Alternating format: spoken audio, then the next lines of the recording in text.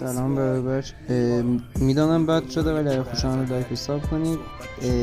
فردا جبران میکنم. من کار داشتم. به من بی سند، به من بی عصب، به من پی قلم رو، من جنگ طلب، به من پی کوت، من پی سلطنت.